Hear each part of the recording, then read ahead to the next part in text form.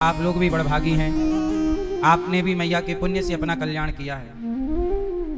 स्वर्गीय श्री अभिनय रैकवार जी की स्मृति में मैया कथा का आयोजन करा रही हैं खुरई जिला सागर मध्य प्रदेश से। 19 जुलाई से यहाँ भागवत जी के पोथी पाठ होंगे। आप लोग भी अपने पितरों की सदगति के लिए, मोक्ष के लिए आप भी भागवत जी के पोथी पाठ करा सकते हैं। भगवान की कृपा हम सबको भारत भूमि में भगवान ने भेजा है। जाओ अच्छे कार्य करो, समाज की सेवा करो। अच्छे कार्य करने के लिए भगवान ने हमें इस धरती पर भेजा है, इसलिए हम सबको अच्छे कार्य कर लेने चाहिए। और इस धरती में सबसे अच्छा कार्य क्या है?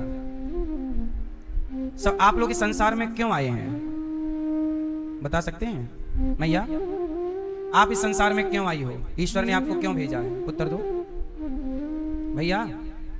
भगवान ने आपको क्यों भेजा है संसार में? नहीं, ये गुलाबी मैया, भगवान ने आपको संसार में क्यों भेजा है? चश्मा वाली भैया बताएंगे क्यों भेजा है? भगवान ने संसार में इसलिए भेजा है कि जाओ बंधन से मुक्त हो जाना है ना। बंधन से मुक्त होने के लिए यहां आप क्यों आए हैं? मुक्त होने के लिए। लेकिन हम लोग मुक्त नहीं होते, बंध जाते हैं। एक गुरुजी थे, गुरुजी के 2 शिष्य थे। गुरुजी ने दोनों शिष्यों को 2 झोले दिए। एक झोला खाली था, एक झोला भरा था। एक शिष्य को भरा झोला दे दिया, एक शिष्य को खाली झोला दे दिया। अब ध्यान से सुनिएगा। जिसको भरा झोला दिया उस शिष्य ने पूछा, गुरुजी इस झोले में क्या भरा है? गुरुजी बोले, बेटा कुछ खाने पीने की चीजें भरी हैं, कुछ पैसे हैं जो तुम्हारे काम आएंगे। खाने पीने की चीजें भी हैं और पैसे भी हैं, ये झोला भरा है। जाओ, तुम्हें वहां पहुंचना है। एक मंदिर बता दिया कि वहां तक तुम्हें पहुंचना है। चेले ने कहा, गुरुजी रास्ता तो बड़ा लंबा है और झोला वजन से भरा है। उस जमाने में सिक्के चलते थे तो सिक्कों से झोला भरा, खाने पीने की चीजें थी तो झोले में वजन ज्यादा था। गुरुजी झोले में वजन है, यदि लेके चलूंगा, यात्रा लंबी है, थक जाऊंगा। गुरुजी बोले, ऐसा है कि देखो अब झोला तुम्हारा है, पहुंचना तुम्हें है। अब तुम अपनी इस यात्रा को सुखमय बनाना है कि दुखमय बनाना है। झोला हमने दे दिया, मंजिल हमने बता दी, अब ये निर्णय आप लो कि आपको रास्ता कैसे काटना है। ठीक है गुरुजी। झोला लेके भरा हुआ एक शिष्य चल पड़ा, दूसरे शिष्य को खाली झोला दे दिया। ये लो, क्या करें गुरुजी खाली झोले का? जाओ इस झोले में तुम्हें भरना है। क्या करना है? या खाली रखो, हमने तो खाली दिया, तुम्हें उस मंजिल तक पहुंचना है। अब चाहे तुम भर लो या खाली रखो। ज्यादा भरोगे तो तुम्हारा ही नुकसान होगा, वजन तुम्हें ही उठाना पड़ेगा, क्योंकि वो पहाड़ की चोटी पर तुम्हें चढ़ना है। तुम्हारा जो मंजिल है, लक्ष्य है, वो लंबा है, ज्यादा वजन। झोला खाली दिया, जाओ। अब दोनों शिष्य अलग अलग रास्ते से चले। दोनों का रास्ता गुरुजी ने अलग किया, पर दोनों को पहुंचना एक जगह था। दोनों के रास्ते अलग अलग। अब दोनों चले। अब देखना होता क्या है, ये बहुत ध्यान से सुनना, बाद में समझाऊंगा इसका अर्थ क्या है। अब एक शिष्य जो था वो भरा हुआ झोला लेके चला, तो वो चलते चलते रास्ते में एक गांव मिला। उस गांव में बहुत गरीब लोग थे। कोई नंगा था बच्चा, कपड़े नहीं थे। कोई बूढ़ा था, उसके कपड़े फटे थे। कोई बहुत भूखा था, कोई बहुत तकलीफ पा रहा था, शरीर में घाव थे, दवाई नहीं थी। उसको लगा कि मेरे झोले में तो खाने की भी चीजें हैं और गुरुजी ने बताया है कि झोले में थोड़े से पैसे भी हैं। तुरंत उसने झोला खोला और खाने की चीजें गांव के उन जरूरतमंदों को बांटी जिनके पेट में भूख थी। बांट दिया, लो लो। अब बांटा तो उसका झोला हल्का हो गया।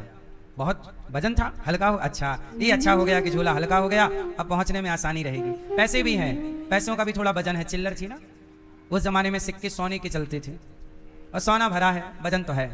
चलो, अब क्या किया, उसकी दवाई करा दिया। वैद्य जी ये बहुत रोगी है, इसका इलाज करो। वैद्य जी बोले कि 2 स्वर्ण मुद्राएं लगेंगी। हाँ हाँ ये लो।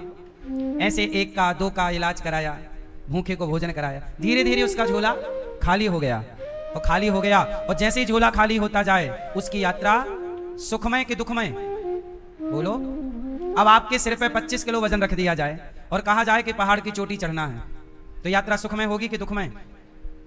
यात्रा के दौरान जिसके पास जितना अधिक सामान होगा उसकी यात्रा उतनी दुखमय होगी। यात्रा के दौरान जिसका सामान कम होगा सुखमय। अब उसने क्या किया, सारा बांटना स्टार्ट कर दिया। और बांटना स्टार्ट किया तो उसका झोला खाली होता गया, उसकी यात्रा आसान होती गई। और केवल यात्रा आसान नहीं हो रही है, वो जिनकी दवाई करा रहा है उनकी दुआएं, आशीर्वाद उस झोले में भरती जा रही है। भूखे को भोजन कराता चल रहा है, अब भोजन से नहीं दुआओं से उसका झोला भर गया, आशीर्वाद से उसका झोला।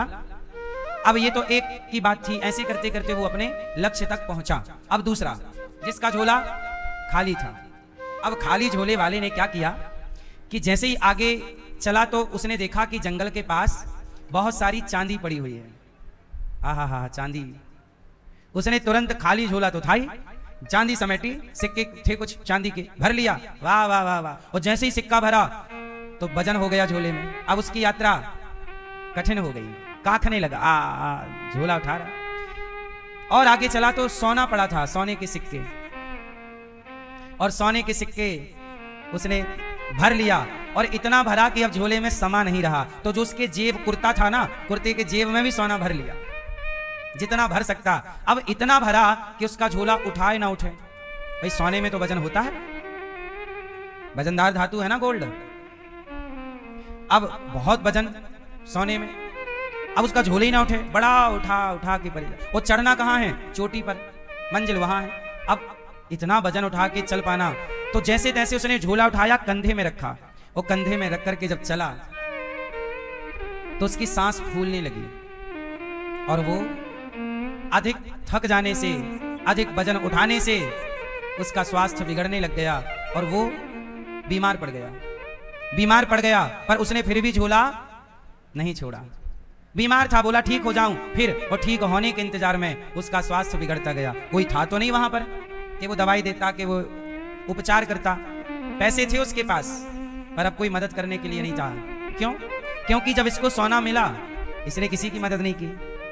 अब सोने से भरा झोला है और ये आखिरी सांस गिनने लगा, फिर भी वो सोना से भरा झोला छूटा नहीं और अंत में इसके प्राण निकल गए। और ये अपने उस मंजिल तक नहीं पहुंच पाया जहां इसे पहुंचना था। ये हो गई कथा। अब आओ इसका तात्पर्य समझाता हूं। ये दो लोग कौन हैं? ये दो लोग हम लोग ही हैं। हम लोग हैं। जब आप ईश्वर के घर से आए थे तो आपका झोला भरा था कि खाली था? जोर से, खाली था। जो कुछ भरा यही भरा, और इतना भर लिया कि अब उठाए आपसे नहीं उठ रहा। इतने पाप कमा लिए, इतनी बद्दुआएं कमा ली, इतना छल कपट कमा लिया, इतना पाप कि अब तुमसे ही तुम्हारा पाप उठने को तैयार नहीं।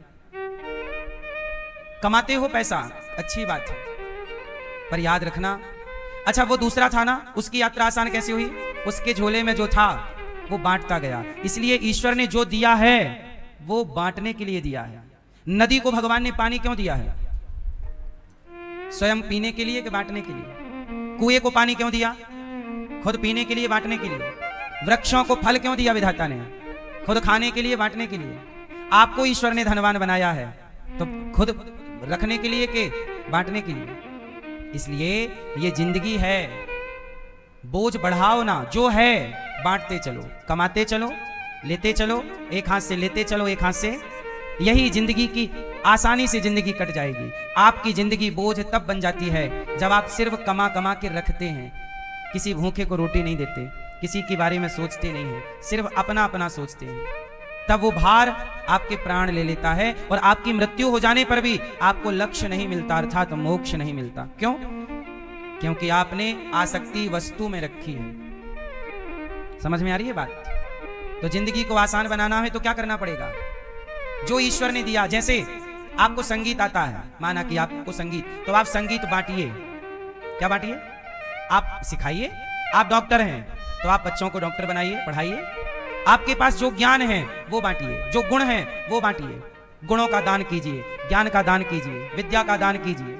धन है तो रोटी का दान कीजिए, वस्त्र है वस्त्र का दान कीजिए, खुशी है खुशी का दान कीजिए। किसी के भी साथ बैठ के उसको अच्छी बातें बताओ। और कुछ दान करो ना करो, एक फ्री की चीज है, दान कर सकते हो, कहो तो मैं बताऊं। पूछो, बताऊं? अच्छी सलाह। सबसे बड़ा दान क्या है? कैकेयी माँ ने सलाह मंथरा से ली और मंथरा ने सलाह गलत दे दी। और जब गलत सलाह मतलब मैं आपसे पूछूं कि भाई साहब ये वृंदावन जाने का रास्ता किस तरफ से है, और आप मुझे जंगल का रास्ता बता दें, आपको पता था कि रास्ता ये, और आपने मुझे गलत रास्ता बताया, तो बताओ आपने पाप कमाया कि पुण्य? हाँ, इसलिए यह भी तो एक दान है कि आपने ऐसा मोटिवेट किया किसी को। अब जैसे आपका एक दोस्त है, वो मरना चाहता है, डिप्रेशन है, परेशान है, और आपने उसे समझाया, मोटिवेट किया, आपके समझाने से उसने मरने का प्लान छोड़ दिया, तो बताइए आपने भी तो वाणी का दान कर दिया, उसकी जिंदगी अपनी वाणी से बचा ली कि नहीं? किया कि नहीं? ये श्रम दान है, श्रम करके, बोल करके, समय देकर, ये श्रम दान है। ये कौन सा दान है? कौन सा दान? आपने अपना वक्त दिया, ये दान है। किसी को सही सलाह देना भी दान है। इसलिए ये दास अनिरुद्ध 3 घंटे आपको सही सही नित्य 12 महीने अच्छी बातें बताकर आपको ये दान ही, देखो मेरे पास और कुछ तो है नहीं आपको देने के लिए, तो अच्छी अच्छी बातों का दान करता रहता हूं आपके लिए, कि मेरी बातों से शायद आपको मोटिवेशन मिल जाए और आप सही गलत रास्ते। कितने लोग हैं जो मरना चाहते थे पर कथा सुनने के बाद उन्होंने मरने का प्लान छोड़ दिया, बदलाव आ गया। कितने लोग थे आपस में लड़ते थे, कथा के बाद सुधार हो गया। हम किसी के काम आ सकते हैं। अब आजकल क्या है, जैसे आपके साथ कोई बैठ जाए तो आप उसे दारू पीना सिखा देते हैं, ये पाप कमा दिया। आपके साथ कोई बैठ जाए, आप उसे गांजा की चिलम पकड़ा देते हैं, ये पाप हो गया। आप बिगड़े हैं, औरों को भी बिगाड़ रहे हैं। इसलिए आपसे भी एक बात कहूं, संगत सदा अच्छी करिएगा। गलत संगति करोगे तो नुकसान आपका होगा। संगत से गुण आते हैं, संगत से गुण जाएं। आते भी संगत से गुण, अच्छी संगत से आएंगे, बुरी संगत से। इसलिए ईश्वर ने आप सबको झोला देके भेजा है, जाओ बेटा कमा के लाओ। जब आप लोग यहां से जाओगे, ईश्वर पूछेंगे क्या लाए हो। जैसे जब आप लोग वृंदावन से घर जाओगे तो आपके छोटे छोटे घर में जो बच्चे होंगे परिवार के या कोई, वो पूछेंगे हमारे लिए क्या लाए हो, पूछेंगे कि नहीं?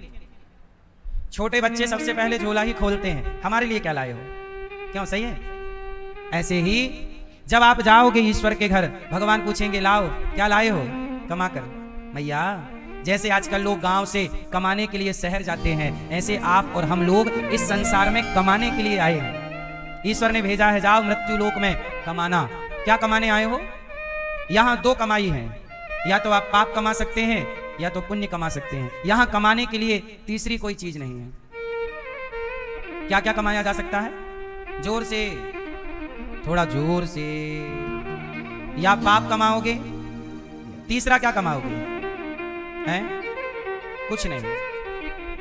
मैया, या पाप या तो पुण्य। अब ये आपको निर्णय लेना है। गुरुजी ने झोला भर के दे दिया और निर्णय उसी का दे दिया कि अब झोले में जो है वो क्या करना है, तुम्हारा डिसीजन। ऐसे ईश्वर ने आपको धनवान बना दिया, अब आपका निर्णय है कि उस पैसे से दारू पीना है कि उस पैसे से भूखे को रोटी देना है। ये निर्णय आपका है। ईश्वर ने आपको पैसा दे दिया ना, अब दारू पीना है पैसे से कि भूखे को रोटी देना है, ये डिसीजन किसका है? आपको समझ दे दी ईश्वर ने। अब उस समझ से आपको फ्रॉड करना है या लोगों की हेल्प करना है। सुनो, विज्ञान, साइंस, मैं आज 2 विज्ञान की बात करता हूं, 2 वैज्ञानिकों की बात करता हूं। दोनों के बारे में सुनिए। मैया, ओ मैया, ए पंचायती मैया, ले बैठी मैया, फिर खड़ी होके जरा अंगड़ाई, फिर बैठ गई। वाह मेरी माँ।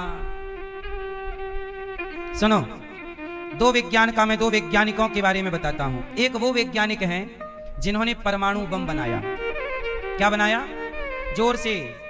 अच्छा, जिसने परमाणु बनाया उसके पास कितनी बुद्धि होगी? बुद्धिमान है तब ना परमाणु का आविष्कार किया।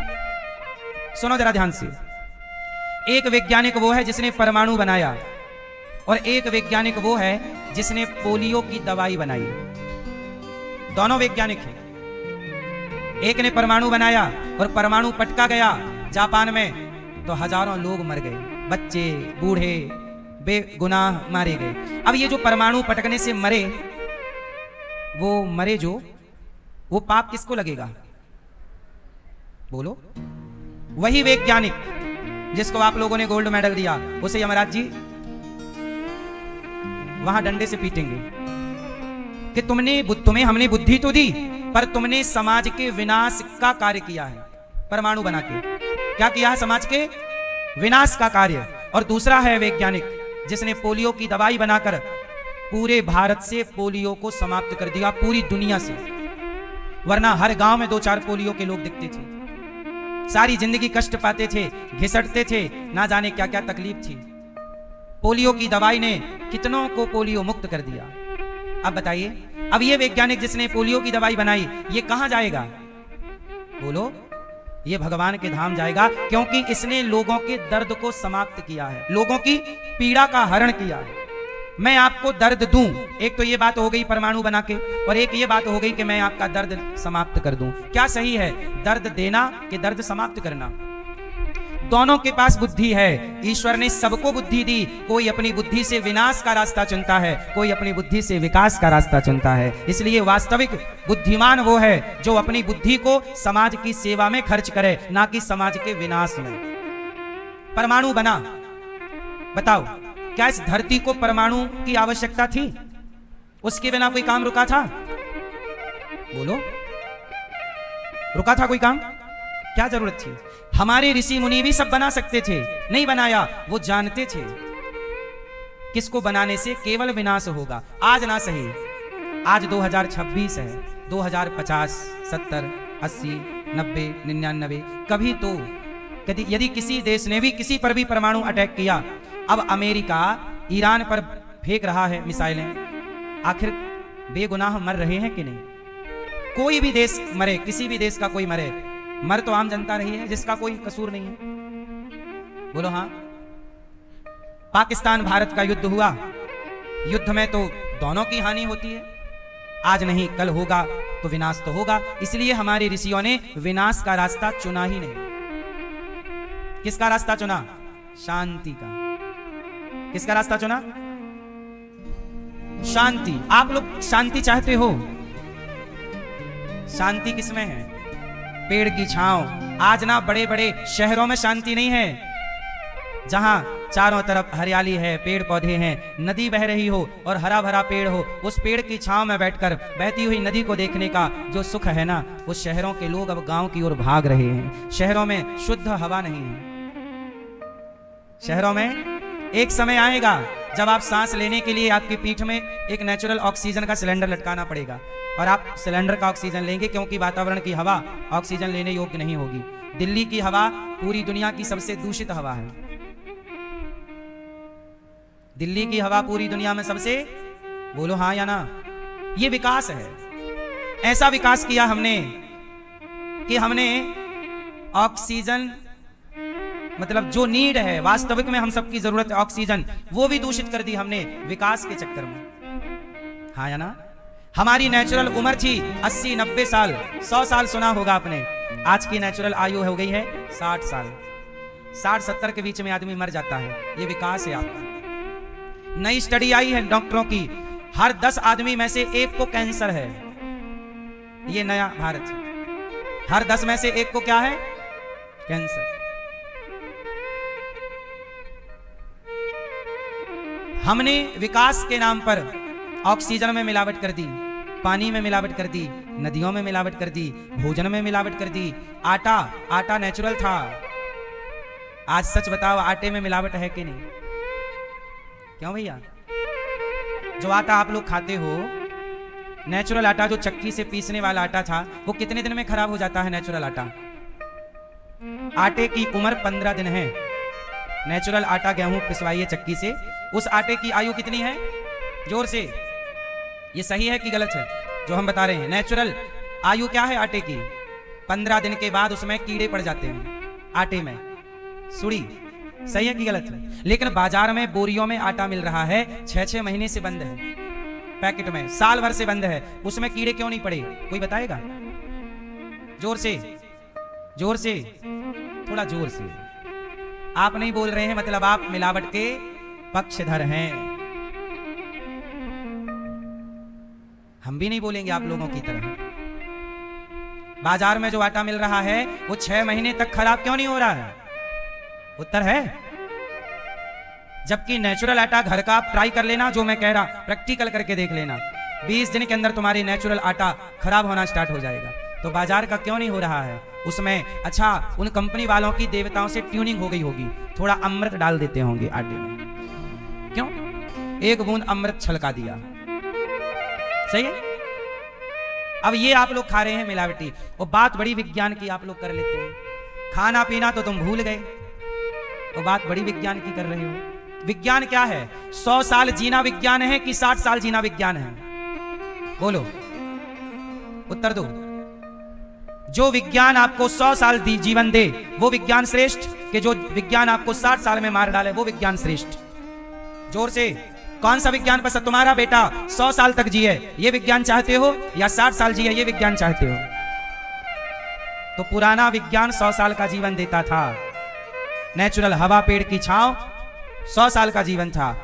आज हवा दूषित हो गई, इसलिए हम ये कहना चाहते हैं कि विज्ञान हमारी जरूरतें, विज्ञान जीवन को आसान तो बना रहा है, पर आप लोग आज भी उन्हीं पुरानी प्राचीन परंपराओं को थोड़ा सा ख्याल में रखा करिए। अपने हित के लिए बोल रहा हूं। बाजार की चीजों से, पैकेट बंद चीजों से बचिए।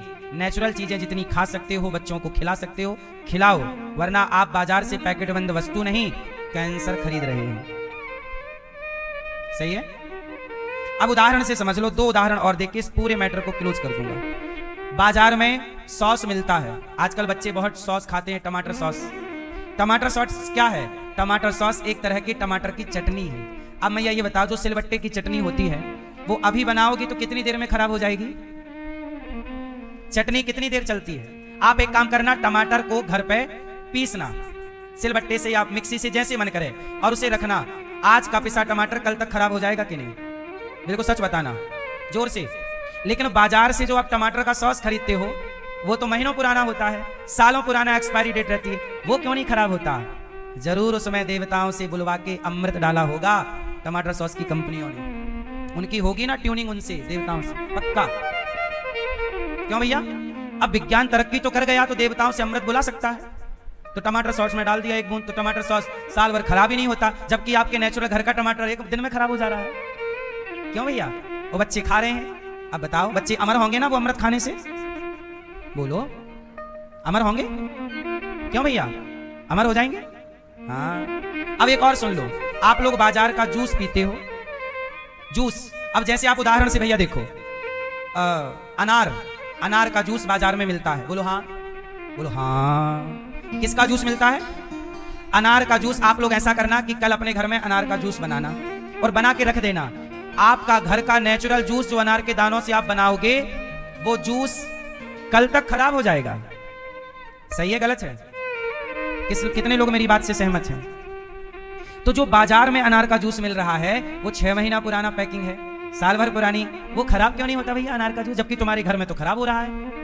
वो खराब नहीं हो रहा। जरूर कंपनियों की पूरी इंद्र से पूरी बातचीत होगी कि यहां भी डालो एक बूंद अमृत। क्यों नहीं खराब हुआ है? क्योंकि सॉस में, जूस में, हर चीज में केमिकल होता है। क्या होता है भैया? अब आपका बच्चा जूस नहीं पी रहा, केमिकल पी रहा है, कैंसर तो होगा। इसलिए मिलावटी खान पान से अपने आप को बचाइए और आप अपने शरीर का स्वास्थ्य का ख्याल रखिए।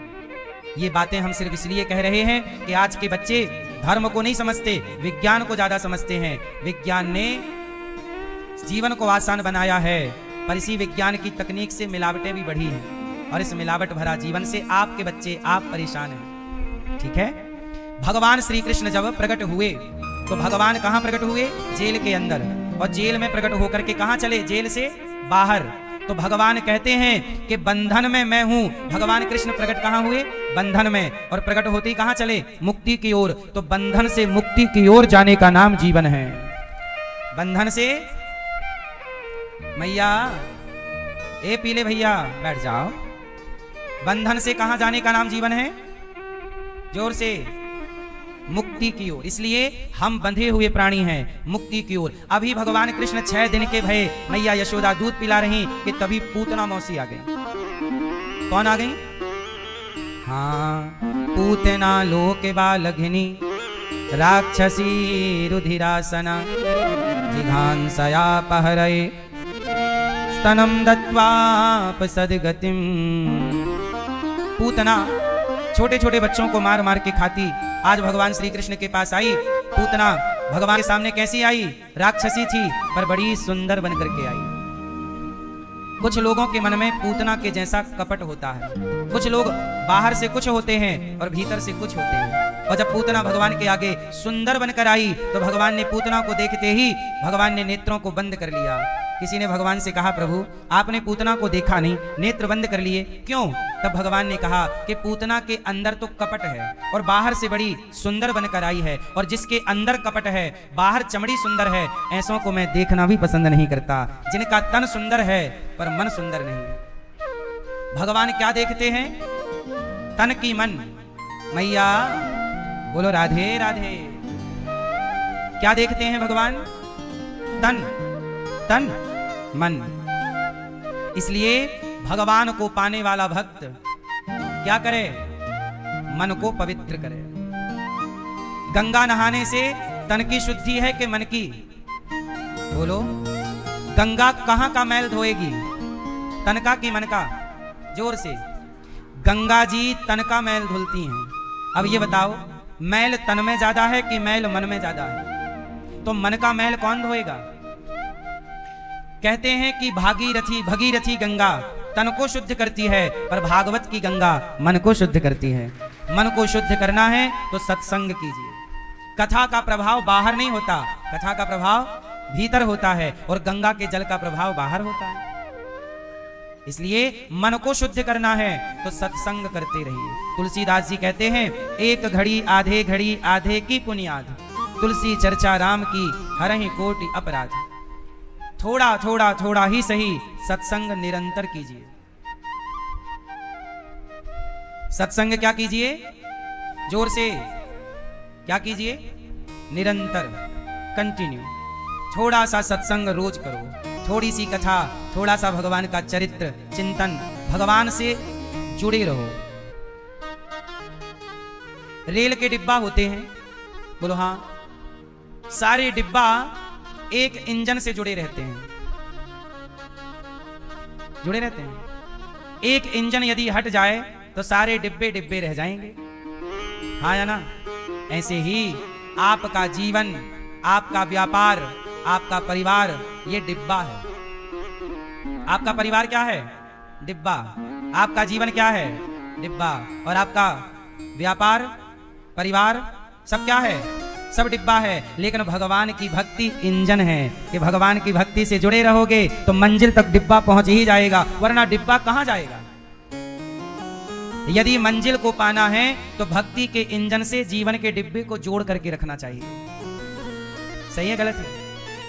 आपको कहीं कोई पहुंचाएगी। अच्छा ये बताओ, भक्ति, बोलो हाँ, बोलो भक्ति। अच्छा बताओ, भक्ति की दासी कौन है? भक्ति की दासी कौन है? ए मोबाइल वाले भैया बताओ, भक्ति की दासी कौन है? मोबाइल वाले भैया जो अभी खड़े थे, अभी बैठे हैं मोबाइल लेकर, बताओ भक्ति की दासी कौन? सुन लो, मोबाइल में ना सेव करके रखो, मेरी बातें अपने हृदय में सेव करके रखो, काम आएंगी। चलो, भक्ति की दासी कौन है? तो सुनो, भक्ति की दासी है मुक्ति। भक्ति की दासी कौन? हाँ, मुक्ति भक्ति के आगे हाथ जोड़ के खड़ी है। हाँ भक्ति महारानी बताओ, किसे मुक्ति कर दूं, मुक्त कर दूं? भक्ति ने कहा इसको ले जाओ। तो भक्ति जब आएगी तो मुक्ति भी आएगी, संपन्नता भी आएगी, और भक्ति आती है तो भगवान भी आते हैं। बताओ, भगवान वहीं वहीं गए जहां जहां भक्ति थी। शबरी के अंदर क्या है? भक्ति थी तो राम आए। केवट के अंदर भक्ति थी तो राम आए। जटायु जी के अंदर भक्ति थी, राम आए। तो भक्ति को वर्ण कर लीजिए, भक्ति को अपना लीजिए, और जब भक्ति को अपनाएंगे, भक्ति आई तो क्या क्या आएगा? भक्ति स्वतंत्र, सकल सुख खानी। भक्ति ही ऐसी है जो आपको संसार का हर सुख दे सकती है। सकल सुख खानी, भक्ति सब कुछ दे सकती है। अब ये बताओ, कि भक्ति सब दे सकती है, तो बताओ भक्ति को कौन देता है? कौन बताएगा? ये मूंछों वाले भैया बताएंगे। भक्ति सब देती है, बताओ भक्ति को कौन देता है? किसके द्वारा भक्ति प्राप्त होती है? पीले भैया नहीं, मैया, पीछे वाली मैया, ए लाल मैया, पंचायत करने वाली मैया, ए पंखा झलका रही है मैया, पीछे काहे देख रही हो? बताओ, ये बताओ कि भक्ति सब कुछ दे सकती है, भक्ति किसकी कृपा से मिलती है? भगवान। ये उत्तर सही है, पर अभी थोड़ा, ये बात सही है, इसमें कोई काट नहीं सकता, पर जो सिद्धांत है वो ये है कि भक्ति स्वतंत्र सकल सुख खानी। भक्ति सब कुछ देती है, पर भक्ति पाना हो तो क्या करें? बोले भक्ति कहां से मिलती है? बोले सत्संग से मिलती है। भक्ति कहां से मिलती है? भक्ति स्वतंत्र सकल सुख खानी, पर बिनु सत्संग न पावे प्राणी। भक्ति सत्संग से ही मिलेगी। जब मिलेगी? जिसको मिलेगी। जिन लोगों को भक्ति मिली, उन लोगों को पहले सत्संग मिला। मीराबाई को पहले भक्ति नहीं मिली, संतों का संग मिला। क्या मिला? पहले आपको सत्संग मिलेगा, सत्संग करते करते भक्ति का रंग चढ़ेगा, और जब भक्ति हृदय में बैठ जाएगी, तब वो भक्ति भीतर बैठ के भगवान को और संसार के सुखों को अपने पास बुलाएगी। इसलिए भक्त के लिए कुछ भी दुर्लभ नहीं है। भक्त के लिए, अब देख लो ना, ध्रुव जी जैसे भक्त मृत्यु के सिर पर पांव रखकर विमान पर चढ़कर गए हैं। किसके बल पर? बोलो। भक्ति के बल पर इतनी ताकत है कि मृत्यु को भी जीता जा सकता है। ध्रुव जी ने मृत्यु के सिर पर पांव रखकर चढ़े, शरीर सहित गए। हम लोग शरीर छोड़कर जाते हैं, और ध्रुव जी शरीर सहित गए। धर्मराज युधिष्ठिर शरीर सहित गए। बोलो हाँ। इसलिए भक्ति बड़ी चीज है। भक्ति कहां से आएगी? जोर से। अच्छा सुनो, भक्ति पुरुष है कि स्त्री? बोलो जोर से, जोर से, जोर से। मैया, मैया, ओ पीली मैया, जा रही हो? टाटा। सुनो, भक्ति स्त्री है कि पुरुष? जोर से। हाँ। और आप लोग पुरुष हैं कि स्त्री? जितने पुरुष हैं वो हाथ उठाएं। मैया जा रही हो? गुस्सा हो गई क्या मेरी माँ? जाओ, टाटा। आप में से कितने लोग पुरुष हैं? जो पुरुष हैं वो हाथ उठाएं। पुरुष हो? आप नहीं हो? अब सुनो, अब पुरुष लोग ध्यान से सुनेंगे। ये बात पुरुषों के लिए है, स्त्रियों के लिए तो अभी 1 मिनट का ब्रेक है। पुरुषों के लिए बात यह है कि तुम ठहरे पुरुष और भक्ति ठहरी भक्ति। जोर से। भक्ति कौन? भक्ति स्त्री, आप पुरुष। तो ये बताओ, जब तुम पुरुष हो और भक्ति स्त्री है, तो दूसरे की स्त्री तुम्हारे हृदय में आएगी क्यों? इसलिए पुरुषों के हृदय में भक्ति जल्दी नहीं आती। इसलिए पहले पुरुषों को पुरुष का अहंकार मिटाना होगा, और शंकर जी को भी गोपी बनना होगा। इसलिए वृंदावन में पुरुष बन के मत आओ। यही है गोपी। जिन गोपियों के संग रास रचाया गया, गोपी क्या है ये समझने में कई बार जिंदगी लग जाती है, पर मैंने आसानी से आपको समझाने का प्रयास किया कि भक्ति स्त्री है, तो स्त्री के हृदय में आ जाएगी। अच्छा, भक्ति जो है ये भगवान की पत्नी है, तो दूसरे की पत्नी तुम्हारे चित्त में क्यों आएगी? सोचो। इसलिए भक्ति को वही पा सकता है जिसने अपने अंदर से ये अहंकार मिटा दिया कि मैं पुरुष हूं। और आप स्त्रियों को भी ये अहंकार मिटा देना होगा कि मैं स्त्री। स्त्री पुरुष से ऊपर उठा हुआ व्यक्ति ही भक्त हो सकता है। ये भक्ति स्त्री पुरुष से ऊपर का विषय। इसलिए शंकर जी गोपी बनकर आए। क्या बनकर आए? क्योंकि भक्ति पुरुषों के वश की नहीं है। क्योंकि तुम्हारा तालमेल नहीं बैठेगा ना, स्त्री पुरुष हो गए तुम। इसलिए अंदर से ये मिटा दो कि मैं पुरुष हूं। गोपी, इसी को कहते हैं गोपी भाव। और ये भाव पुरुषों में भी स्त्रियों में भी। गोपी भाव किसे कहते हैं? अब ये मुझे आप लोग समझाओ कि गोपी भाव किसे कहते हैं? किसे कहते हैं? जहां स्त्री पुरुष दोनों से ऊपर उठा जाए, स्त्री को छोड़कर पुरुष पुरुषत्व को, मतलब पुरुष मैं पुरुष हूं, इस अहंकार को मिटाकर।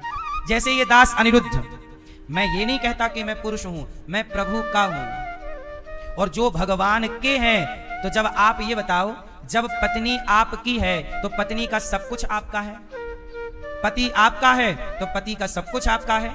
ऐसे ही जब आप भगवान के हैं तो भगवान का सब कुछ आपका हो गया और आपका सब कुछ भगवान का। इसलिए पुरुष की सीढ़ी को पीछे छोड़ो और अपने अंदर ये भाव लाओ कि मैं प्रभु का हूं, प्रभु की हूं। और पुरुष स्त्री से ऊपर उठकर, अरे व्यवहार के लिए तुम्हें पुरुष कहा जाता है।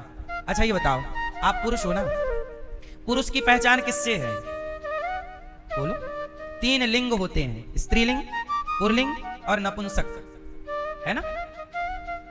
अब ये बताइए मुझे कि जो आत्मा है, आत्मा जो आपके अंदर है, वो स्त्रीलिंग है, पुल्लिंग है, नपुंसक है, क्या है? ईश्वर को किस लिंग में आप रखेंगे? ये लिंग तो जगत की व्यवस्था के लिए बने हैं। स्त्री व्यवस्था, पुरुष व्यवस्था, लिंग व्यवस्था है, जबकि परमात्मा इस लिंग से ऊपर है।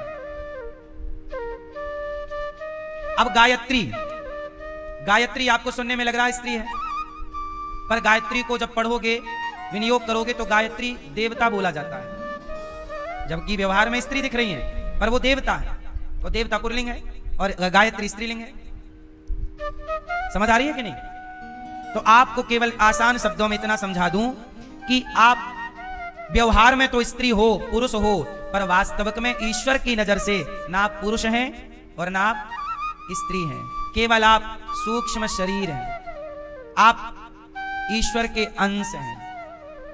इसलिए वृंदावन में आकर के यही कहा जाता है कि मैं पुरुष नहीं। एक बार मीराबाई वृंदावन आई तो मीराबाई यमुना जी के किनारे गई। वहां पे एक बहुत बड़े संत रहा करते थे और वो ना नंगे रहा करते थे। नागा साधु, बहुत बड़े संत थे, ब्रह्मचारी, और नंगे रहते थे। तो वो स्त्रियों का दर्शन नहीं करते थे, पर बहुत बड़े संत थे, वो बहुत बड़े भक्त थे, उच्च कोटि, सदा यमुना जी के तट पे कुटिया बना के रहते थे। यमुना जी कभी नहीं छोड़ते थे। यमुना जी का जल पीना, स्नान करना, गले तक पानी में डूब के भगवान का नाम जप करना, वो ब्रह्मचारी जी का यही, उन्हें लोग नागा साधु कहते थे। नागा साधु इसलिए कहते थे, वो सदा नंगे रहते थे। अच्छा, मीराबाई को पता चला कि बहुत बड़े संत हैं और मीरा संतों के बड़े प्रेमी थी। मीरा भी भक्त, तो खग जाने खग ही की भाषा, भक्तों की भाषा भक्त जाने। तो मीरा की इच्छा हुई कि मैं साधु जी का दर्शन करके आऊं। तो मीरा जी संत जी का दर्शन करने आई। तो कुटिया के बाहर संत जी के शिष्य बैठे थे। तो मीरा जी आई, सबको प्रणाम किया, कहा कि हमें साधु जी को दर्शन करना है, एक बार संत जी का दर्शन कराओ। तो शिष्यों ने जाकर के, अच्छा वो घास की कुटिया थी, तो मीरा जी ने जो कहा वो अंदर आवाज जा ही रही थी।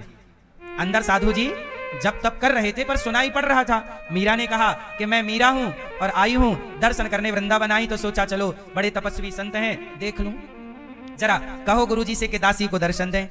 तो चेलों ने जाके गुरुजी से कहा, गुरुजी मीरा नाम की एक स्त्री आई है, कहती है कि आपका दर्शन करना चाहती है। तो गुरुजी ने कहा कि जाओ कह दो मैं किसी स्त्री से नहीं मिलता। साधु जी ने कहा कि जाओ कह दो कि मैं किसी स्त्री से नहीं मिलता। अब मीराबाई ने सुन ली साधु जी की ये बात, चूंकि घास की कुटिया थी, आवाज आ रही थी, जा रही थी। तो मीराबाई ने पलटकर उत्तर दिया कि बाबा आप कहते हो कि मैं स्त्री से नहीं मिलता, मैंने तो सुना है कि वृंदावन में एक ही पुरुष रहता है जिसका नाम कृष्ण है। तुम दूसरे पुरुष तुम कह रहे हो स्त्री से नहीं मिलता, मतलब तुम खुद को पुरुष मान रहे हो, तब ना कह रहे हो कि मैं स्त्री से नहीं मिलता। तुम खुद को क्या मान बैठे हो? जोर से। हाँ, और मैंने तो सुना है कि वृंदावन में एक ही पुरुष है जिसका नाम है परम पुरुष परमात्मा भगवान कृष्ण, एक ही पुरुष है, बाकी वृंदावन में तो सब गोपियां हैं। बाबा तू दूसरा पुरुष कब आ गया? और जब ये सुना तो मीरा जी की बात जब ये संत जी के कानों में गई तो उन्हें लगा वाह, ये वृंदावन में तो शिव भी गोपी बनकर आए और मैं पुरुष बनकर खड़ा हूं, इसलिए अभी तक मैं कुछ नहीं पाया। दौड़कर संत जी गए और मीरा के चरणों में गिर गए, देवी क्षमा कर दो, क्षमा कर दो। मैं इस अहंकार में अभी तक था कि मैं पुरुष हूं, मतलब मुझे ये ज्ञात है कि ये शरीर है। जब मुझे ये ज्ञात ना रह जाए कि ये शरीर है, मैं हूं। कहते हैं ना, जब मैं था तब हरि नहीं, अब हरि है मैं नाय, और प्रेम गली अति साकरी, जा मैं दो न समाए। जब मैं था, मैं मतलब अहंकार, जब तक मैं था मीन्स अहंकार था, तब तक भगवान नहीं थे। क्या नहीं थे? कौन था? अहंकार था। तो कौन नहीं थे? और जब भगवान आएंगे तो मैं ना रह जाएगा, मैं मतलब अहंकार ना रह जाएगा। ईश्वर जिस दिन आपके भीतर प्रकट हो जाएंगे, उस दिन आपके अंदर से मैं समाप्त हो जाएगा। मैं पुरुष हूं, ये भी एक अहंकार है, और भक्त के अंदर ये भी अहंकार ना हो कि मैं पुरुष हूं, मैं स्त्री हूं। मैं पुरुष स्त्री के अहंकार से ऊपर उठकर सिर्फ मैं प्रभु का हूं, प्रभु की हूं, बस इतना याद रखो। बात समझ में आई? मैं किसकी हूं?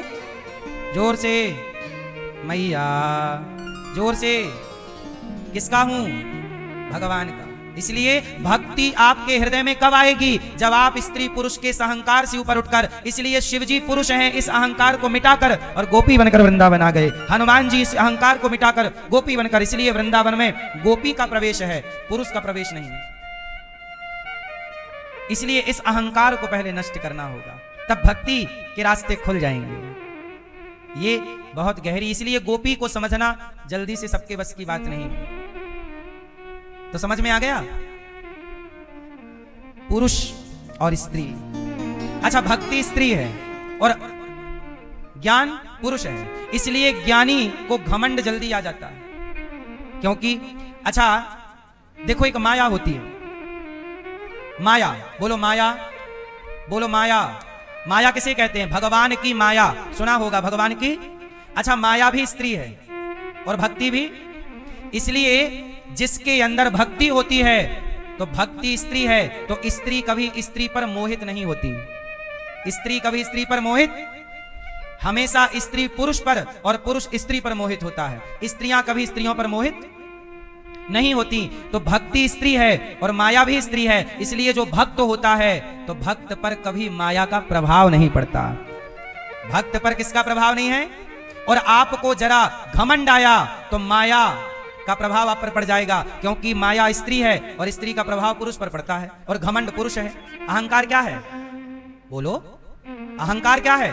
पुरुष। ज्ञान क्या है? आप ज्ञानी हो, आप अहंकारी हो, तो आप पर माया का प्रभाव पड़ेगा, क्योंकि माया स्त्री है और स्त्री पुरुष पर हावी हो जाती है, पकड़ लेती है, कब्जे में कर लेती है।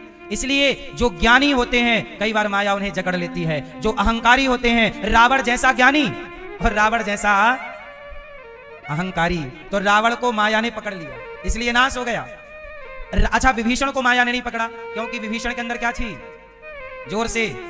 और भक्ति जहां होगी वहां माया का प्रभाव, दोनों लंका में रहते थे, एक घमंड में रहता था, एक भक्ति में रहता था। एक के अंदर भक्ति, एक के अंदर घमंड। तो घमंड जब होगा तो माया पकड़ करके नाश करा। माया का काम ही पतित करना है, साइड कर देना है। माया ईश्वर की झाड़ू है, कचरा साफ करती रहती है।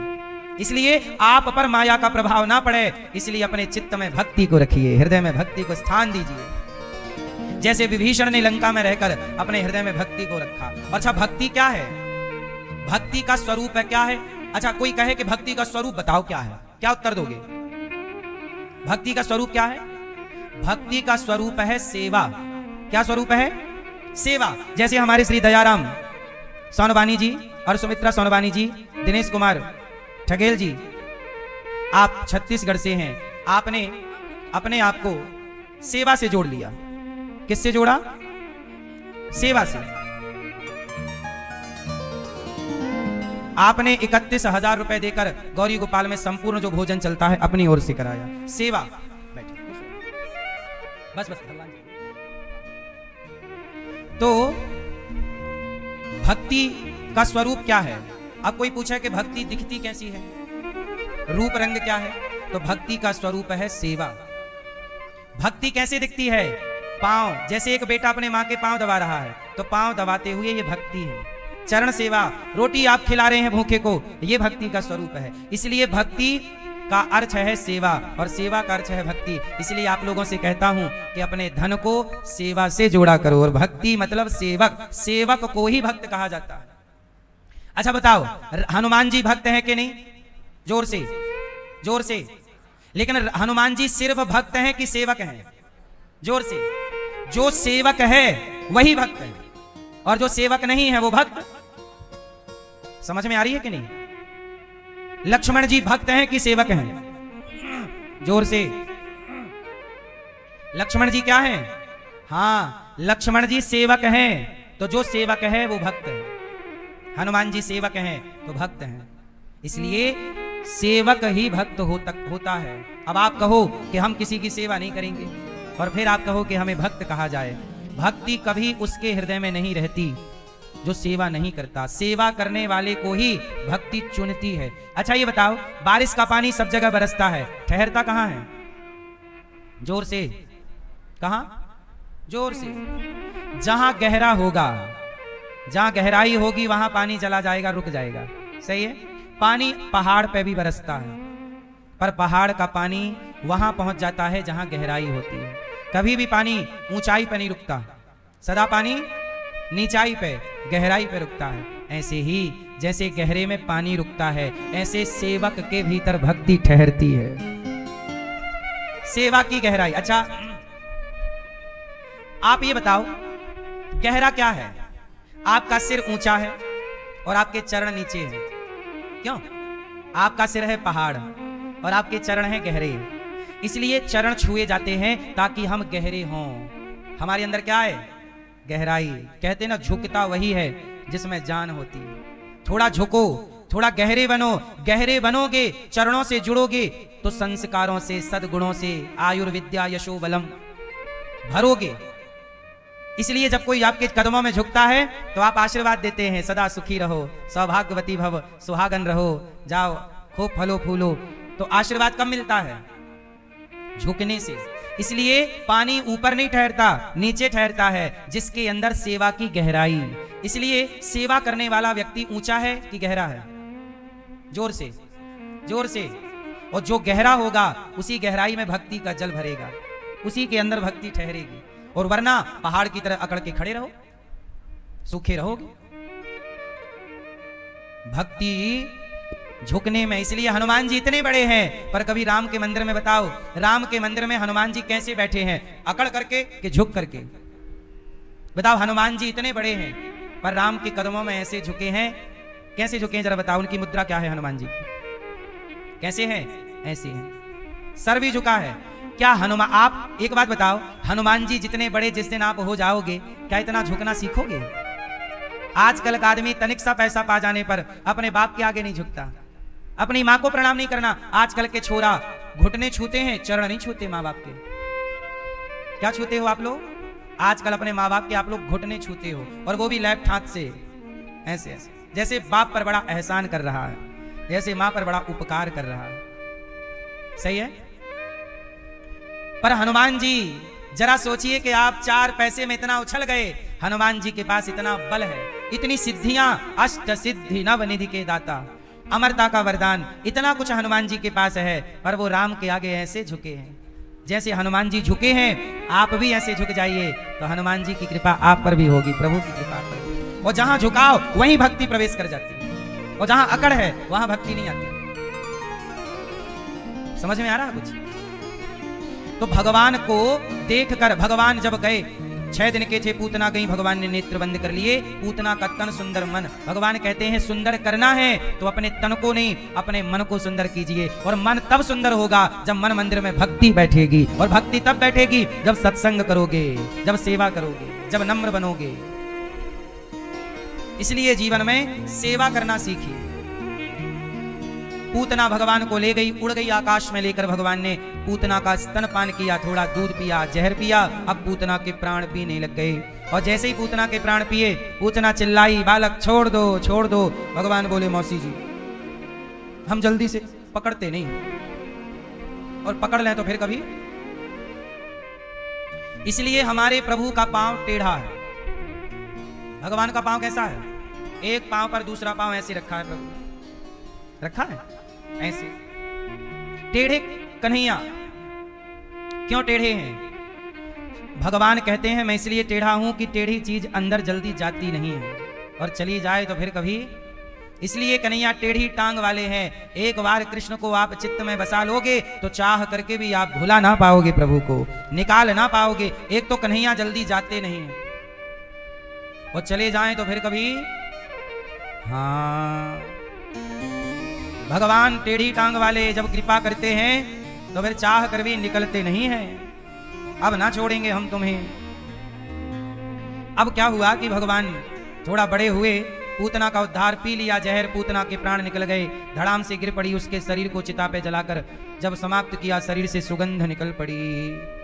पूतना लोके बालघिनी राक्षसी रुधिरासना जिघांसयापहरये स्तनं दत्वाप सद्गतिम्। अहो वकीयं स्तनिकालकूटं जिघांसयापाययदप्यसाध्वी लेभे गतिं धात्र्युचितां ततोऽन्यं कं वा दयालुं शरणं व्रजेम। माखन चुराते हैं, कभी मटकी फोड़ते हैं।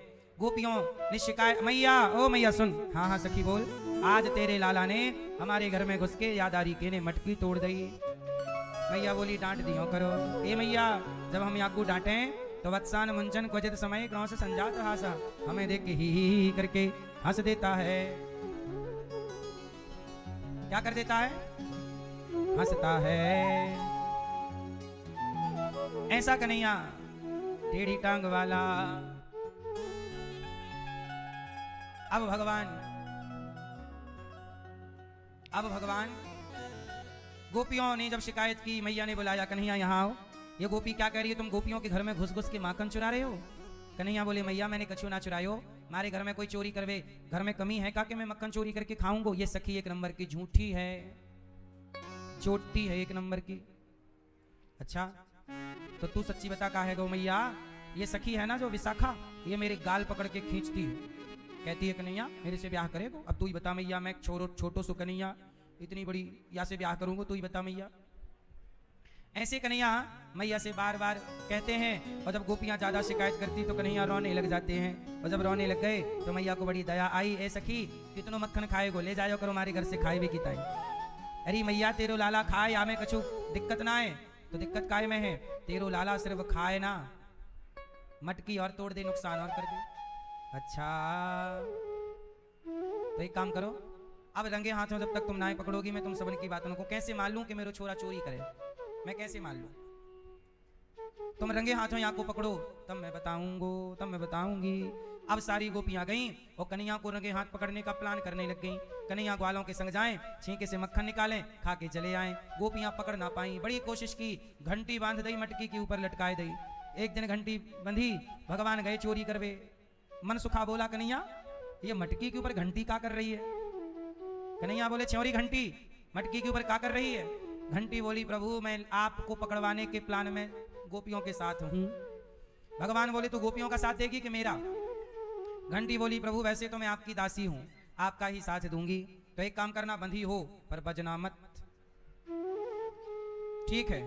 अब ग्वालों का गोला बनाए, भगवान ने कंधे पे ग्वालों के पांव रखा, छींके की रस्सी पकड़ी, मक्खन का लौंदा निकाला, हाँ मन सुखा मुंह खोल, और मक्खन का लौंदा बना के मन सुखा के मुंह पे दे मारा।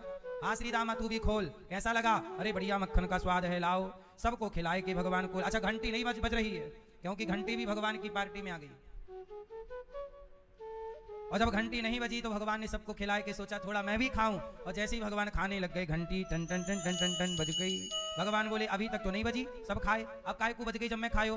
घंटी बोली प्रभु जब सब खाते हैं तब थोड़ी बजना मेरा जरूरी होता है, जब आप भोग लगाओ मैं तो तभी बजती हूँ, आप भोग लगाओ और मैं ना बजूं। अब जैसे ही घंटी बजी गोपियां आई धम्म से, और गोपियां आई तो सारे ग्वाले नीचे के भाग गए, और कन्हैया मटकी पे लटके रह गए। अब मटकी पे लटक रहे कन्हैया। अब सखी बोली मैया यशोदा देख तेरे लाला को हमने रंगे हाथों पकड़ रखा है। सखी बोली मैया को बाद में बुलाइयो, नेक नीचे तो उतारो, नहीं हाथ छूट जाएगा तो टांग टूट जाएगी। सखी बोली कन्हैया तू चोरी काय क्यों करे लाला? कन्हैया बोले सखी जो स्वाद चोरी के मक्खन में आए ना, वो घर के मक्खन में तुम्हें स्वाद ना आए। चोरी आप लोगों ने बचपन में चोरी करी कि नहीं? मैया आपने चोरी की कि नहीं? क्या चुराई? आपके जमाने में तो गुड़ ही चुराई होंगी आप, गुड़ चुरा चुरा के खा गई या शक्कर खा गई मैया। तुम्हारे जमाने में इसके सिवा कुछ था ही नहीं। क्या चुराती थी? गुड़। देखो जान गए नाम। पुराने जमाने में मीठे के नाम पे केवल गुड़ ही था, है? हाँ, सब लोग चोरी, देखो चोरी बच्चे लोग चोरी करते ही हैं, छोटे से जब थे सब चोरी करते। आजकल के बच्चे अलग टाइप के हैं।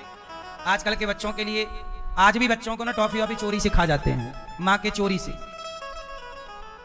अच्छा, हम लोगों के जमाने में चोरी किस किस की होती थी?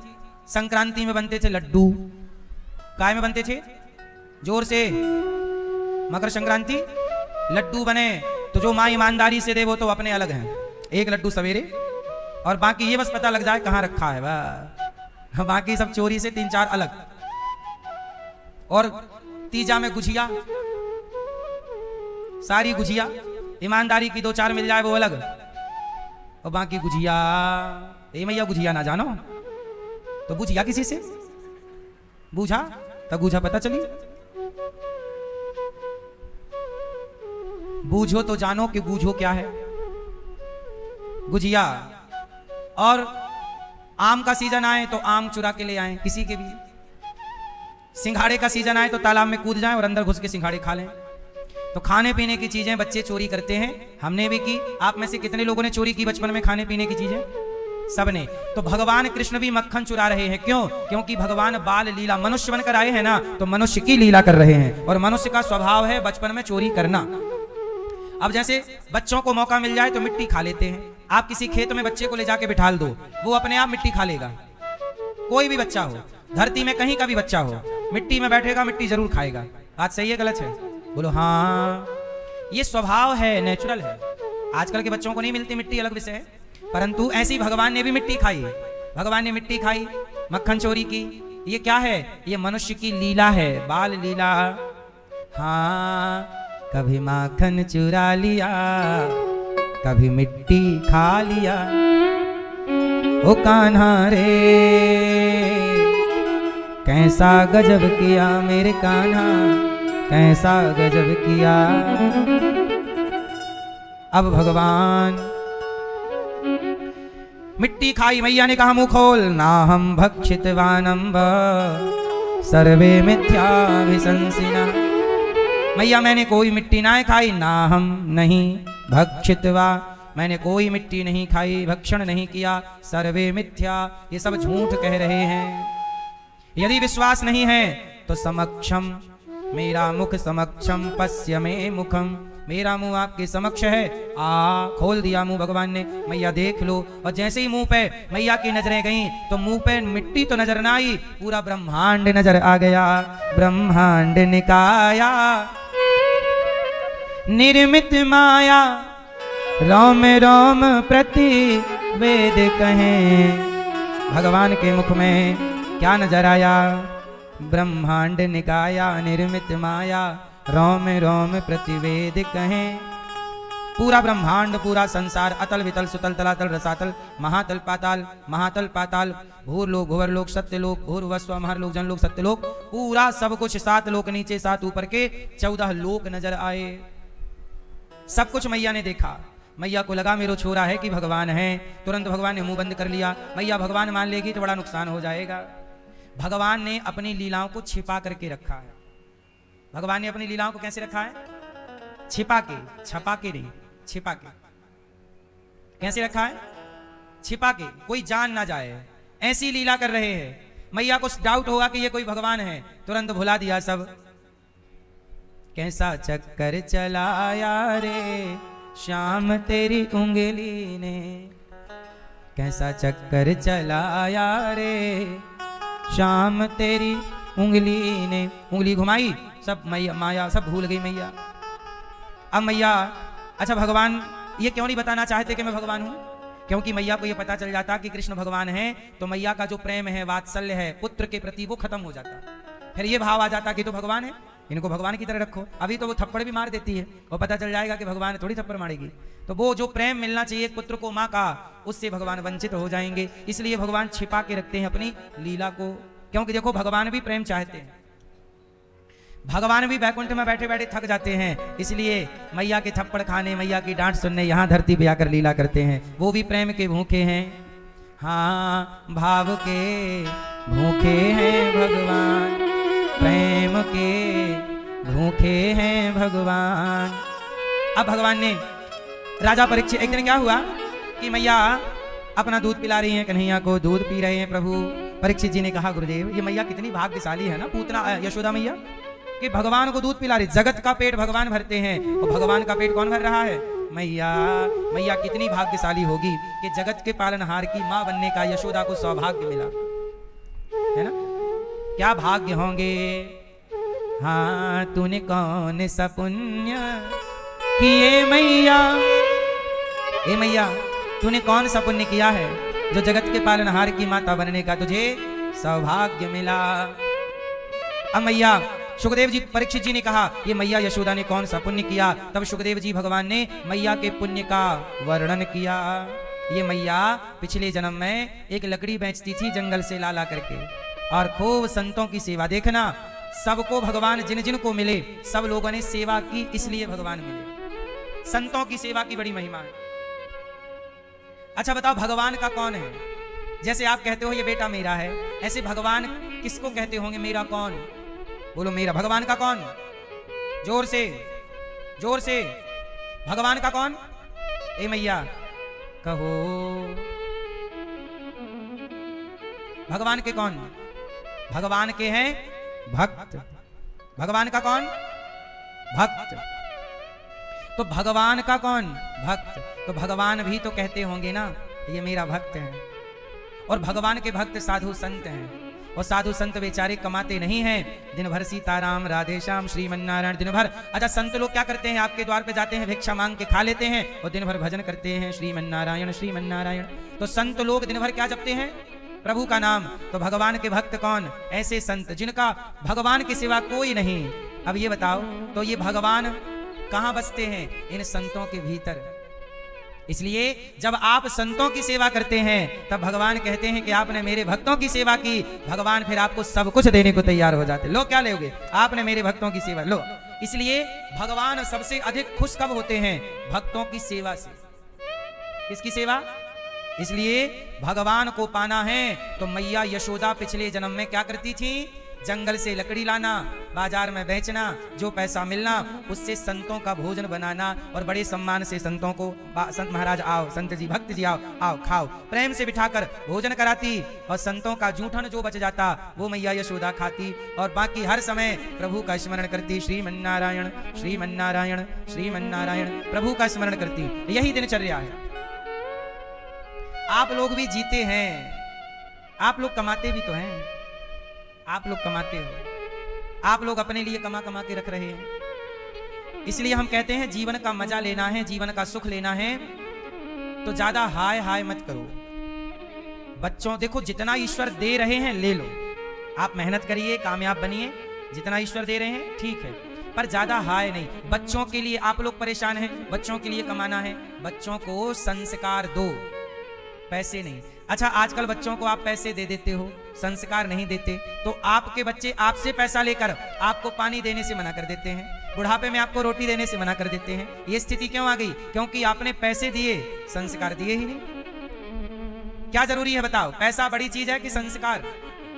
इसलिए अच्छे जिम्मेदार माँ बाप बनो, लापरवाही ना करो। आपकी लापरवाही से आपका ही बुढ़ापा बिगड़ेगा। फिर मत कहना कि हम भी वृद्धाश्रम में रहना चाहते हैं।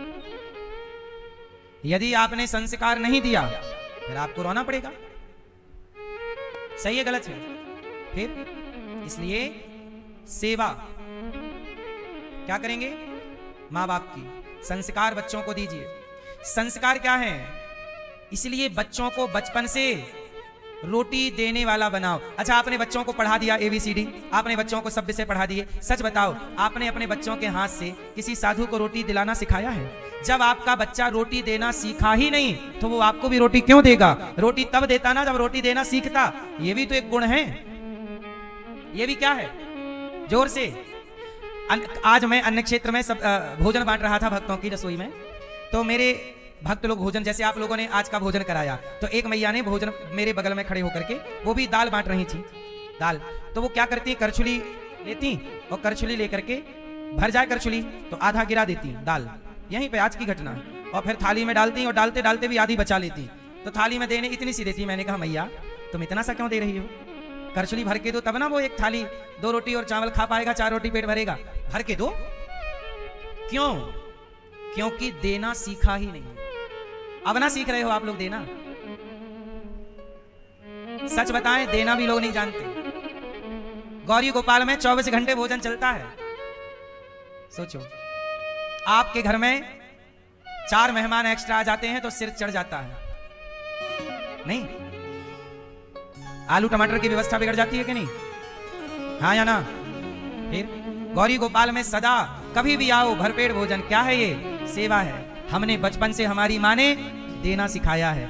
हमारे पिताजी का नियम था कोई भी घर पे कभी भी आए हमारे द्वार से कभी वो भूखा ना जाए। ये पहले ये संस्कार बचपन से माँ बाप ने दिए, कोई भूखा ना जाए। चलो रात के कोई आया है रात के 12 बजे तो पिताजी ने माँ को उठाया, उठो कोई आया है, संत आए हैं, कोई भक्त आया, कोई भूला भटका फिरता। पहले के जमाने में क्या था ना, साधन ज्यादा नहीं चलते थे, गाड़ी मोटर नहीं चलती थी। गाड़ी मोटर चलने का एक समय था। बाकी लोग यदि कहीं रह गए तो लोग पैदल आते जाते थे। तो हमारा जो मंदिर, हमारे पिताजी जहाँ रहते थे ना, वो सड़क पे ही घर था, मंदिर था। हम लोग मंदिर के पुजारी थे। तो कोई भी निकलता तो मंदिर में बारिश होने लग जाए तो लोग निकलते तो वहीं पे आके खड़े हो जाते। और बारिश तेज है, रात हो गई तो वहीं पर रुक जाते। वो जब रुक गए तो पिताजी माँ से कहते कि इनको भोजन कराओ। कोई भी ना जान ना पहचान, बताओ भोजन करो। देना हम लोग भी फिर परोसते थे, छोटे से थे तो देना बचपन से सीखा है। इसलिए जब कुछ लोग देते हैं ना तो देते समय भी सोचते हैं बच जाए। करछुली से दाल दी तो आधी जरा सी बचा के, मैंने कहा करोगी क्या, भर भर के दो। तो देना भी सब नहीं जानते, कई बार देने में हाथ कांपने लग जाते हैं। हाँ या ना? जबकि एक बात कहें आपसे, सच बताओ देने वाला कौन है? देने वाले भगवान है, देनहार कोई और है, भेजत है। अब हमारे संत लोग रोज भोजन करते हैं। जैसे एक दिन किसी भैया ने भंडारा कराया संतों का, तो मेरे बगल में खड़े, मैंने कहा चलो बांटो। तो वो सब संतों को 2-2 रोटी दे रहे थे। मैंने कहा 2 रोटी नहीं दो, कम से कम पेट भर रोटी के लिए, पेट भरने के लिए 4-5 रोटी तो चाहिए।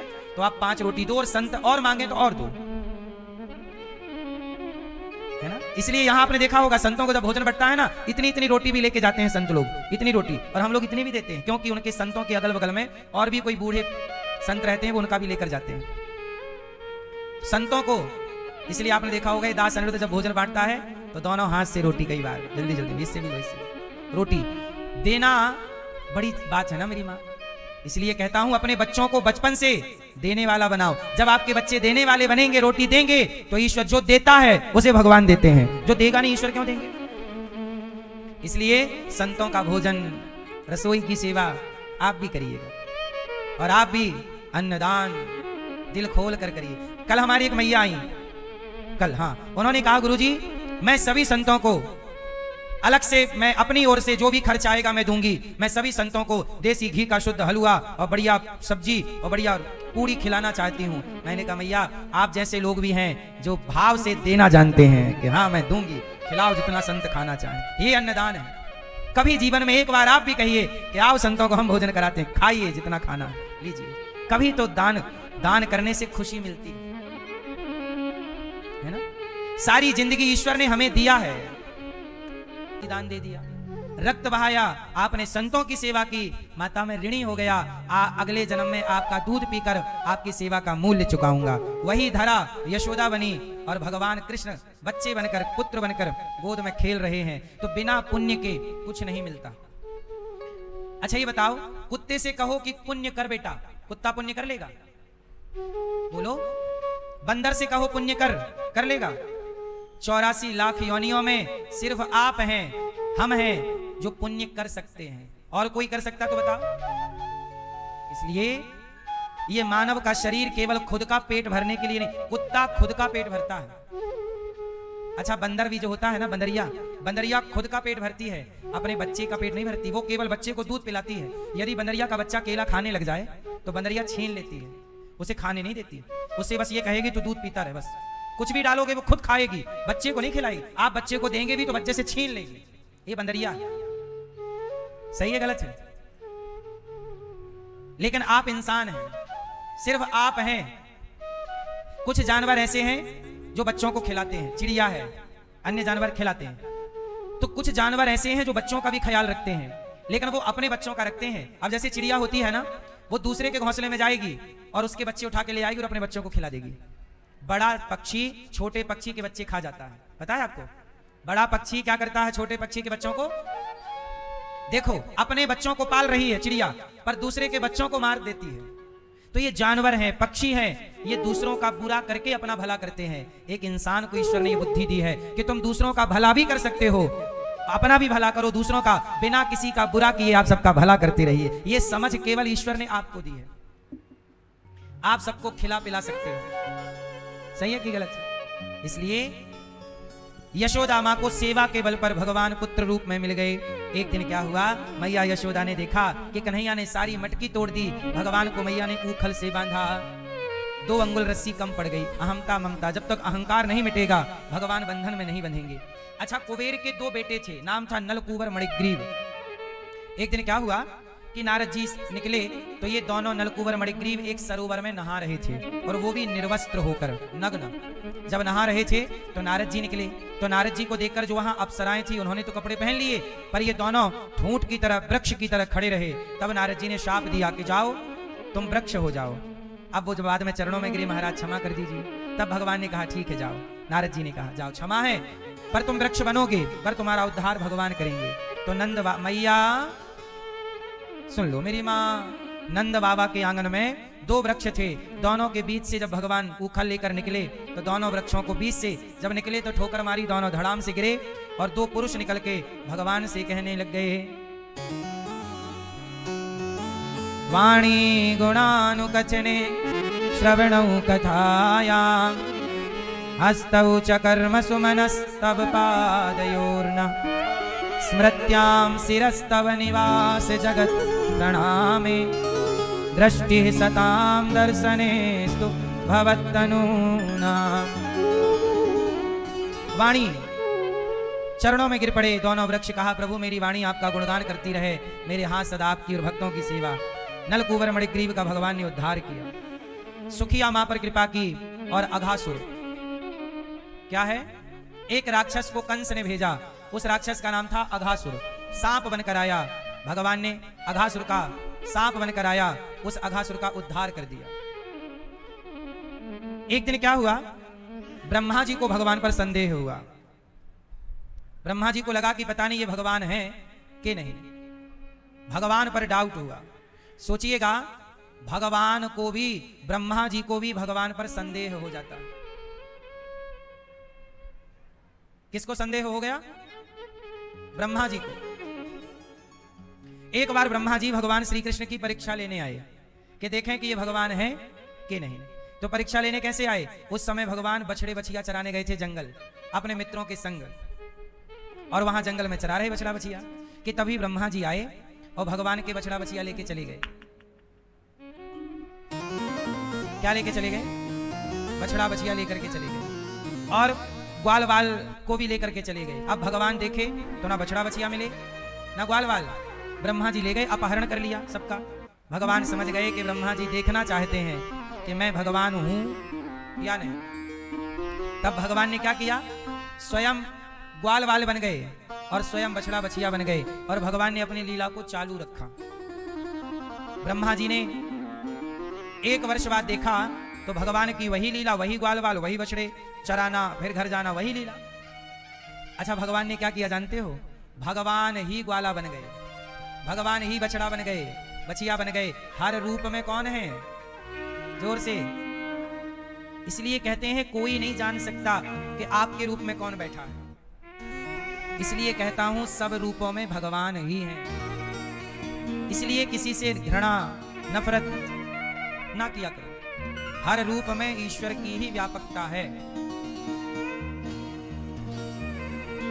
ब्रह्मा जी ने समझ लिया कि ये तो भगवान है, अपनी लीला चालू रखे हैं, खुद बन गए। चरणों में गिर पड़े, नौमीड्य ते प्रवपुसे तडिदम वराय गुंजावतन से परिपिच्छल सन मुखाय। चरणों में गिर पड़े, और जैसी चरणों में गिरे ब्रह्मा जी, कर जोरे ब्रह्मा खड़े सुनहु नंद के लाल, देहु ब्रह्म पद और कू हमहु करो ब्रज ग्वाल। चरणों में गिर पड़े ब्रह्मा जी ने कहा ये ब्रह्मा का पद किसी और को देखो। ग्वाल वालों के संग भगवान जब खेलते हैं तो ब्रह्मा जी को लगता है कि ये ब्रह्मा का पद किसी और को दे दो प्रभु, और अपने ग्वाल वालों में हमें सम्मिलित कर लो। ये लीला है भगवान। मतलब भगवान जब ग्वाल वालों के संग लीला करते हैं तो ग्वाल वालों का उस समय जो पद होता है वो ब्रह्मा से बड़ा होता है। ब्रह्मा भी उस ग्वाल वाले के पद को पाना चाहते हैं, उस लीला में सम्मिलित होना चाहते हैं। अब भगवान ने ब्रह्मा जी को कहा जाओ। जब राधा जी के संग भगवान का विवाह ब्रह्मा जी ने कराया तब भगवान ने ब्रह्मा जी को क्षमा किया। तो राधा और कृष्ण कौन है? जोर से कौन है राधा कृष्ण? कौन है बताओ? राधा कृष्ण लक्ष्मी नारायण है। भैया राधा कृष्ण कौन है? लक्ष्मी। राधा कृष्ण पति पत्नी है। राधा कृष्ण कौन है? जोर से।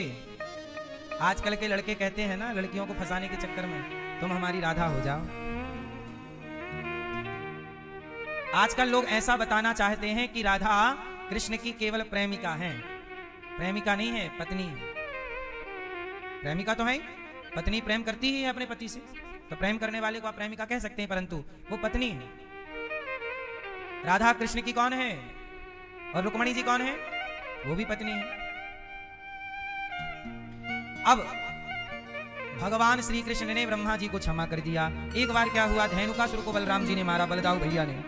कालिया नाग यमुना जी के जल को दूषित कर रहा था, तब गेंद का खेल खेलने के बहाने काली दह पर खेलन आयोरी मेरो बारो सो कन्हैया। कालिया नाग एक नाग था, वो यमुना जी में रहता था, एक दह पर, एक कुंड पर। पूरे यमुना जल को दूषित कर रखा था, एक दह पर जो कुंड था पूरे जल को दूषित।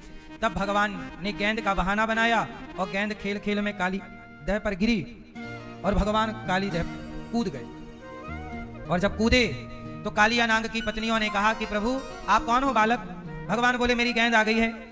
बोले मेरे स्वामी जाग जाएंगे, आपको परेशान करेंगे, आप जल्दी से यहाँ से भाग जाओ। भगवान बोले अपने स्वामी को जगाओ, हम आपसे आपके स्वामी से मिलने आए हैं। अब कालिया नाग जागा, उसने देखा कि धरती का कोई बालक यहाँ मेरे जहर से मरा नहीं, वो क्या जाने कि ये साक्षात नारायण है। पूंछ बढ़ाई और कालिया नाग ने भगवान कृष्ण को कस के पूंछ से पकड़ लिया। भगवान ने शरीर फुलाया और कालिया नाग की नस नस ढीली कर दी। कालिया नाग चरणों में गिर पड़ा। 101 फण थे कालिया नाग के। कितने फण थे?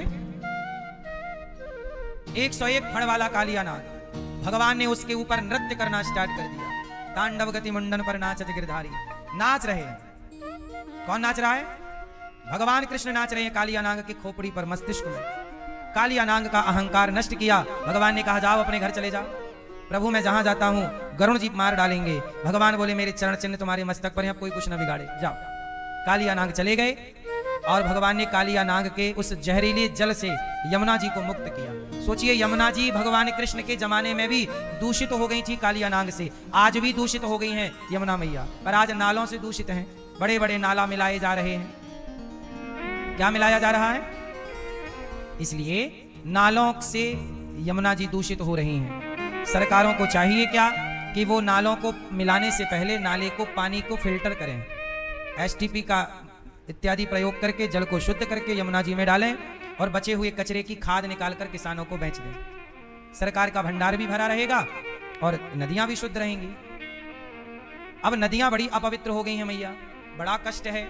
हम लोग इतना विकास कर लिए पर नदियों को अपवित्र कर लिए। नदियों को अशुद्ध कौन कर रहा है? बड़े बड़े नाला। ये सब रोकथाम बहुत जरूरी है। प्रलंबासुर पर भगवान ने कृपा की। वरहा पीडम नटवर वपु कर्णयो कर्णिकारम विभ्रदवासः कनक कपिशम वैजयंतीम चमालाम। भगवान कितने सुंदर हैं। कान पर कुंडल, माथे पर मोर पंख। अच्छा भगवान मोर पंख क्यों लगाते हैं? क्यों लगाते हैं? कहते हैं राधा रानी ने सबसे पहले भगवान कृष्ण को जो पहला गिफ्ट दिया वो मोर पंख था, तो राधा का दिया तोहफा कहां रखते? माथे पर सजा करके रख लिया, इसलिए मोर पंख। अच्छा पंख का नाम है पक्ष। क्या नाम है? इसलिए भगवान का नाम है पक्षधर। अच्छा एक बात बताओ, भगवान पक्षपाती हैं कि नहीं? जोर से। भगवान का न्याय निष्पक्ष है कि पक्षपाती है? जोर से पीले भैया।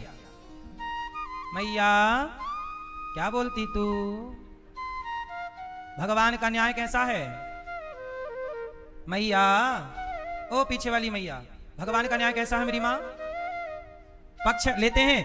अच्छा, कितने लोग भगवान को निष्पक्ष मानते हैं कि भगवान का न्याय निष्पक्ष है? और कितने लोग कहते हैं भगवान पक्षपाती हैं? कितने लोग मानते हैं ईश्वर पक्षपाती है? बहुत लोग कह रहे हैं निष्पक्ष हैं। सुनो, भगवान निष्पक्ष होते तो माथे पर पक्ष काहे को लगाते? भगवान ने माथे पर पक्ष लगाया ही इसलिए है कि मैं पक्षधर हूं। क्या धर हूं? भगवान सदा अपने भक्तों का पक्ष लेते हैं। किसका पक्ष लेते हैं? भक्त ने अजामिल इतना बड़ा पापी था कि नरक जाना था, पर एक नाम ले लिया तो भगवान ने अजामिल का पक्ष ले लिया कि नहीं? कि नहीं ये भक्त ऐसे यहां वैकुंठ आने दो, ले लिया कि नहीं? तो भगवान जैसे मां अपने बच्चों का पक्ष लेती है, ऐसे सदा भगवान अपने किसका पक्ष लेते हैं? सच बताओ, महाभारत में भगवान ने किसका पक्ष लिया? किसका लिया कि नहीं? और पांडवों के लिए जरा सा झूठ भी बोलना पड़ा तो प्रभु ने बुलवाया। गुरु द्रोणाचार्य जी मारे जा रहे थे निहत्थी सेना को, तब कहना पड़ा कि अश्वत्थामा मारा गया। तब क्या फैलाना पड़ा? झूठ फैलाना पड़ा। तो भक्त के लिए, भक्त के प्राण की रक्षा के लिए भगवान ने सब किया कि नहीं? भगवान कहते हैं भक्त के लिए झूठ भी बोलना पड़े, मैं बोलने को तैयार हूं। इसलिए झूठ फैलाए ना कि अश्वत्थामा मारा गया, जबकि अश्वत्थामा नहीं मारा गया था, गुरु द्रोणाचार्य जी का बेटा। किसके लिए झूठ बोलना पड़ा? भक्त के लिए। और तो सुनो, अर्जुन ने जयद्रथ को मारने की जब प्रतिज्ञा की कि कल या तो ये मरेगा या तो मैं, तब उसके लिए भगवान ने दिन में ही सूर्यास्त जैसा माहौल बना दिया था। सबको भ्रम हो गया, सूर्यास्त हो गया, चलो युद्ध रोको। और वो जयद्रथ सामने आया, तब भगवान ने बादलों से आदेश दे दिया, हट जाओ, आने दो सूर्य को।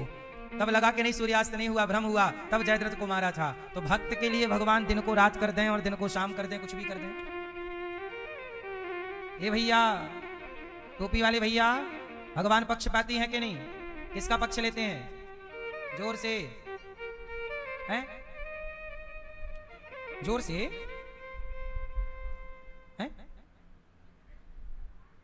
मामू, आवाज तो आ नहीं रही है। भगवान किसके पक्ष लेते हैं? भक्त का। इसलिए तो कहा भगत के वश में है भगवान, भक्त के वश में है भगवान, भक्त के वश में है भगवान। भक्त बिना ये कुछ भी नहीं है, भक्त बिना ये कुछ भी नहीं है, और भक्त है इनकी जान, भगत के वश में है भगवान। तो भगवान माथे पर मोर का पंख। एक दिन क्या हुआ, गोपियां नहा रही थी निर्वस्त्र होकर, भगवान ने कपड़े चुरा लिए। अच्छा बताओ, भगवान ने कपड़े चुरा के सही किया कि गलत किया? जोर से, क्यों चुराए कपड़े भगवान ने? कौन बताएगा? टोपी वाले भैया, भगवान ने गोपियों के कपड़े क्यों चुराए हैं? नहीं बताओगे? आप बताओ, भगवान ने गोपियों के कपड़े क्यों चुराए हैं? हाँ, इसलिए चुराए कि ये गोपियां निर्वस्त्र होकर नहा रही हैं। आज नहाई हैं तो कल भी ऐसी नहाएंगी, परसों भी ऐसी नहाएंगी, फिर निर्वस्त्र होकर नहाने की एक परंपरा बन जाएगी। उस गलत परंपरा को रोकने के लिए कपड़े चुरा लिए, ताकि ऐसी गलत परंपरा समाज में। तो भगवान ने अवतार इसलिए लिया है कि समाज की कुरीतियों को भी नष्ट करना है, इसलिए कपड़े चुराए। बाद में कहा ऐसे नग्न मत नहाया करो, और बाद में कपड़े दे दिए। ये लो, जिस समय, अच्छा जब भगवान ने कपड़े चुराए उस समय कृष्ण की उम्र क्या है? क्या उम्र है? 7 साल के कन्हैया है। अब 7 साल का बच्चा कपड़े चुरा ले तो क्या उसके अंदर कोई वासना है? ये बाल लीला है। 7 साल के कन्हैया ने कपड़े चुराए। अब कुछ लोग कहते हैं भगवान ने कपड़े क्यों चुराए? अरे वो 7 साल